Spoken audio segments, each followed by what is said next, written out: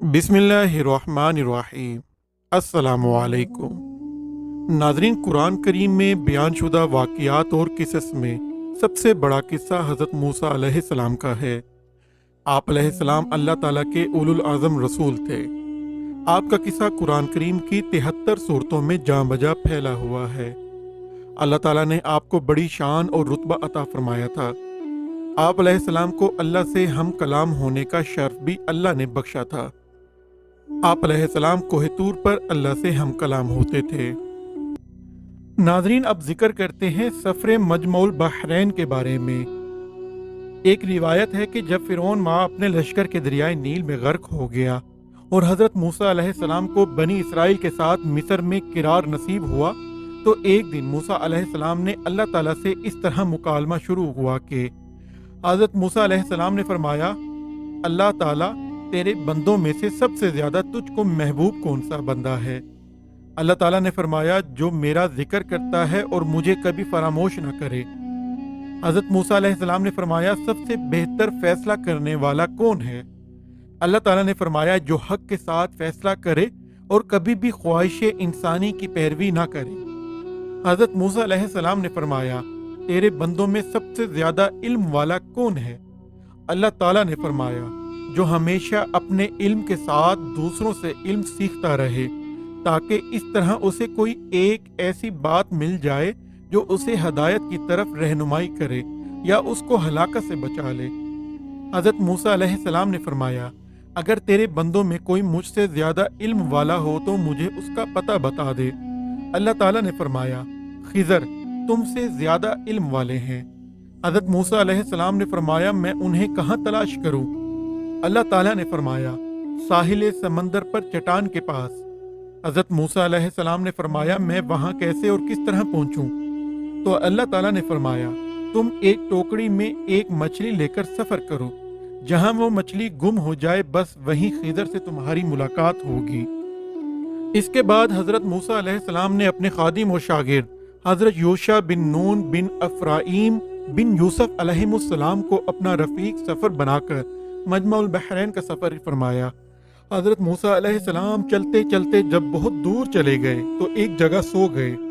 उसी जगह मछली टोकरी में से तड़प कर समंदर में कूद गई और जिस जगह पानी में डूबी वहां पानी में एक सुराख बन गया। हजरत मूसा अलैहिस्सलाम नींद से बेदार होकर चलने लगे। जब दोपहर के खाने का वक्त हुआ तो आपने अपने शागिर्द हजरत यूशा बिन नूह अलैहिस्सलाम से मछली तलब फरमाई, तो उन्होंने अर्ज किया कि ये चट्टान के पास जहां आप सो गए थे, मछली कूदकर समंदर में चली गई और मैं आपको बताना भूल गया। आपने फरमाया कि हमें तो इस जगह की तलाश थी। बहरहाल फिर आप अपने कदमों के निशानात को तलाश करते हुए उस जगह पहुंच गए जहां हजरत खिदर अलैहिस्सलाम से मुलाकात की जगह बताई गई थी। वहां पहुंचकर हजरत मूसा अलैहिस्सलाम ने देखा कि एक बुजुर्ग कपड़ों में लिपटे हुए बैठे हैं।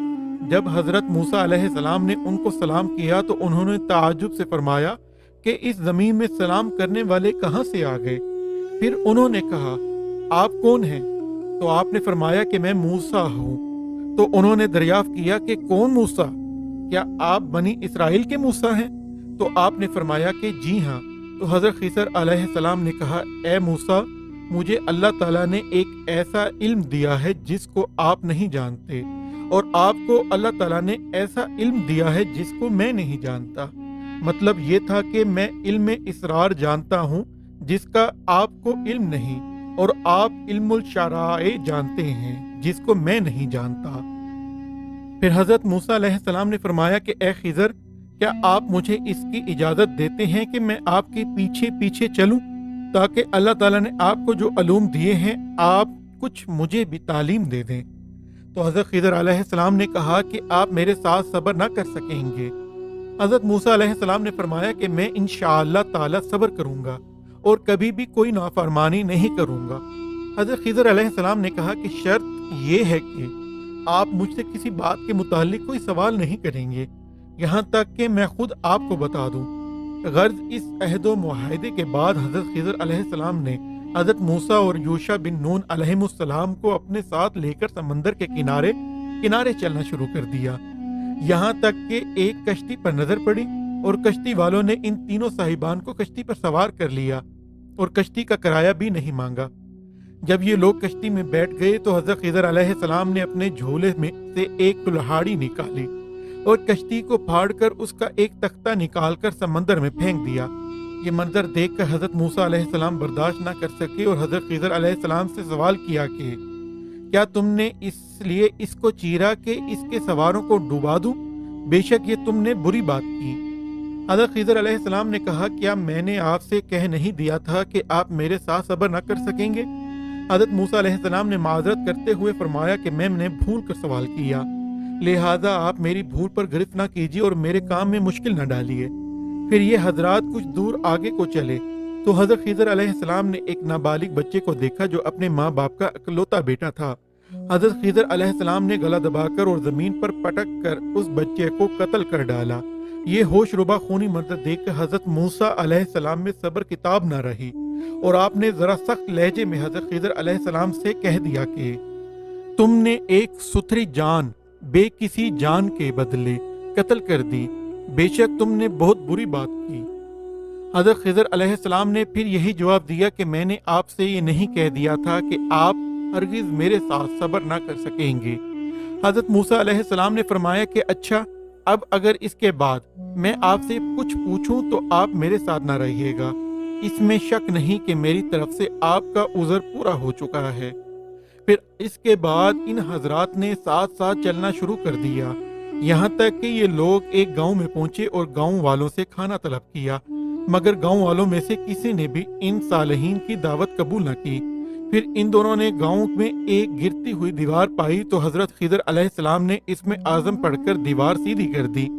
حضرت موسیٰ علیہ السلام گاؤں والوں کی بد اخلاقی سے بیزار تھے اور آپ کو غصہ آ گیا، برداشت نہ کر سکے اور فرمایا تم چاہتے تو اس پر کچھ مزدوری لے لیتے۔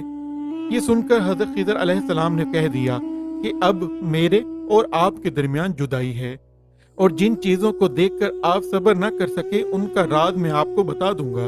سنیے، جو کشتی میں نے پھاڑ ڈالی وہ چند مسکینوں کی تھی جس کی آمدنی سے وہ لوگ گزر بسر کرتے تھے، اور آگے ایک ظالم بادشاہ رہتا تھا جو سالم اور اچھی کشتیوں کو چھین لیا کرتا تھا اور عیب دار کشتیوں کو چھوڑ دیا کرتا تھا۔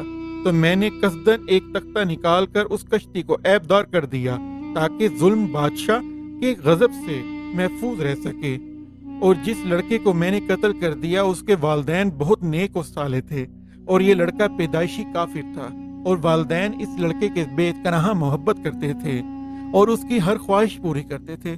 تو ہمیں یہ خوف و خطرہ نظر آیا کہ وہ لڑکا کہیں اپنے والدین کو کفر میں مبتلا نہ کر دے، اس لیے میں نے اس لڑکے کو قتل کر کے اس کے والدین کو کفر سے بچا لیا۔ اب اس کے والدین صبر کریں گے تو اللہ تعالیٰ اس لڑکے کے بدلے میں اس کے والدین کو ایک بیٹی عطا فرمائے گا جو ایک نبی سے بیاہی جائے گی، اور اس کے شکم سے ایک نبی پیدا ہوگا جو ایک امت کو ہدایت دے گا۔ اور گرتی ہوئی دیوار کو سیدھی کرنے کا راز یہ تھا کہ یہ دیوار 2 یتیم بچوں کی تھی جس کے نیچے ان دونوں کا خزانہ تھا، اور ان دونوں کا باپ ایک صالح اور نیک آدمی تھا۔ اگر ابھی یہ دیوار گر جاتی تو ان یتیموں کا خزانہ گاؤں والے لے جاتے، اس لیے آپ کے پروردگار نے یہ چاہا کہ یہ دونوں یتیم بچے جوان ہو کر اپنا خزانہ نکال لے، اس لیے ابھی میں نے دیوار کو گرنے نہیں دیا۔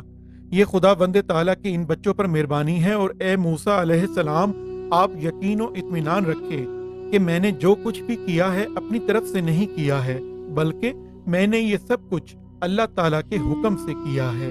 اس کے بعد حضرت موسیٰ علیہ السلام اپنے وطن واپس چلے گئے۔ ناظرین، اسی دعا کے ساتھ اپنی ویڈیو کا اختتام کرتے ہیں کہ اللہ ہم سب کو اپنی ایمان میں رکھے اور اپنے حبیب صلی اللہ علیہ وآلہ وسلم کے دین کے لیے لڑنے والوں کی مدد فرمائے، اور ان کے ذریعے تمام امت کو کافروں کے ظلم سے نجات عطا فرمائے اور ذلت سے نکال کر عزت عطا فرما دیں۔ ہماری اس جان کو اپنے دین کے لیے قبول فرما لیں، ہمیں سیدھے راستے پر چلائے اور ہم پر اپنا رحم فرمائے، اور ہمارے والدین کا سایہ ہمیشہ ہم پر سلامت رکھے۔ آمین۔ اللہ